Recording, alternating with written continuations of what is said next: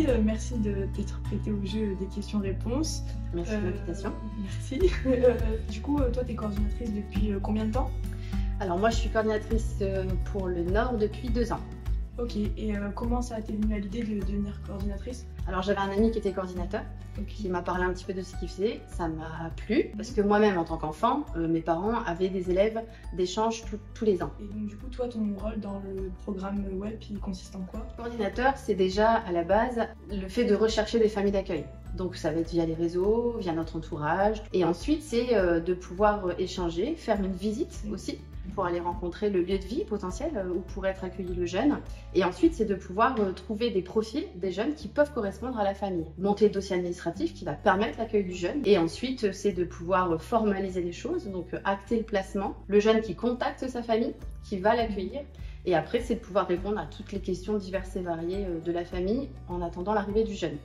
L'arrivée du jeune, c'est le grand moment, c'est la rencontre, et être à disposition de la famille pour toutes les questions qui pourraient se poser, et du jeune. Moi, personnellement, j'aime bien avoir un groupe WhatsApp avec tous les jeunes que j'accompagne, et je suis en lien aussi avec les familles constamment. Ensuite, c'est de s'assurer que tout se passe bien, c'est de suivre l'évolution du jeune au fur et à mesure durant son accueil. Ok, et est-ce qu'il y a déjà eu des petits soucis, et s'il y en a eu, est-ce que tu as réussi à les gérer? 90% des cas, on est sur plus un problème de communication. Il faut vraiment pouvoir poser les choses.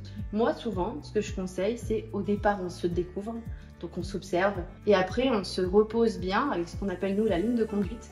On reprend ce qui a pu nous déranger, ce qui nous semble important, nécessaire, et le jeune aussi. Je l'invite à verbaliser ce qui, pour lui, peut être compliqué, ou ce qu'il peut-être ne comprend pas. Voilà, les choses sont posées et ça permet d'être bien au clair pour chacun. Et toi, dans ta vie personnelle, je pense que ça te prend un peu de temps du coup tout ça ou Alors oui, ça dépend aussi du nombre de jeunes que tu as en coordination. Après, il y a des jeunes qui ça va rouler tout seul parce que ils sont habitués, très autonomes. D'autres, ils sont un peu plus jeunes et du coup, ils vont avoir besoin d'être un petit peu plus sécurisés. Généralement, voilà, le démarrage, c'est là où ça demande plus de temps, mais très rapidement, finalement, les habitudes se prennent.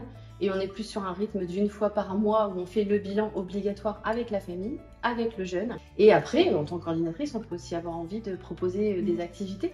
Et les familles d'accueil, tu les trouves comment? Ça peut être dans notre entourage parce qu'on en parle tellement que ça donne envie. Des fois, ça peut être des amis d'amis qui ont vu effectivement comment ça se passait et ça leur donne envie et donc ils reviennent vers nous. Ça peut être via les établissements scolaires. On travaille beaucoup avec les chefs d'établissement. Et après, c'est les réseaux aussi beaucoup. Est-ce que tu recommanderais à d'autres personnes de devenir coordinateur pour l'association web?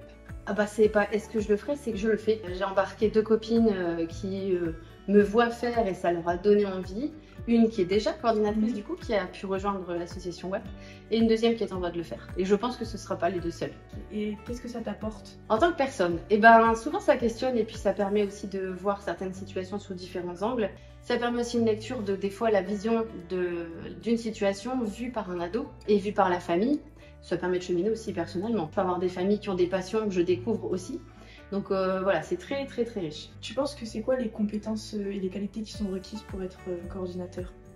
Alors pour être coordinateur, il faut déjà avoir un très bon relationnel parce que c'est vraiment un métier de l'humain. L'envie de partager, la disponibilité, je dirais bienveillance, écoute, l'envie de faire des choses ensemble, enfin voilà, en gros. Comment elle se passe la visite des familles?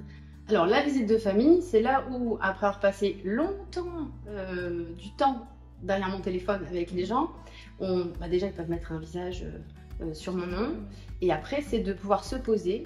Moi ça me permet de m'imprégner aussi du fonctionnement de la famille, de voir un peu les appétences, enfin voilà, de repérer. Après c'est de se poser aussi, d'être disponible pour toutes les questions que les familles puissent se poser. Et après c'est de concrètement faire le tour aussi de la maison qui sera le lieu de vie. Donc c'est de voir un peu les espaces de vie qui vont être les espaces de vie de ce jeune durant le temps de l'accueil. Et tout à l'heure tu parlais des activités aussi. C'est quoi le genre d'activité que tu proposes, que tu organises? Est-ce que c'est obligatoire aussi de le faire en tant que coordinateur? Alors c'est pas obligatoire. Moi j'aime bien généralement commencer par une activité bowling parce que ça me permet d'avoir du temps d'échange entre ceux qui jouent leur partie, tout ça. J'aime bien leur faire des sondages sur le WhatsApp où je leur dis vous préférez faire une activité apéro, dînatoire et du coup les jeunes choisissent. En fait on construit ensemble la sortie qu'on aimerait. Je pense que chaque coordinateur fait en fonction de ce qui est possible. De la disponibilité qu'il a. Est-ce que c'est une obligation de savoir parler anglais? Est-ce que toi tu parles anglais? C'est pas une obligation, c'est sûr que ça facilite. J'ai vu quand même pas mal de jeunes défiler depuis 2 ans où je suis dans l'association web. clairement, ça n'a jamais été un frein. Okay. Donc voilà, on trouve toujours des solutions. Merci d'avoir répondu à mes questions et merci pour ton travail pour l'association WEP et pour tous les jeunes que tu aides au quotidien. Avec plaisir, merci.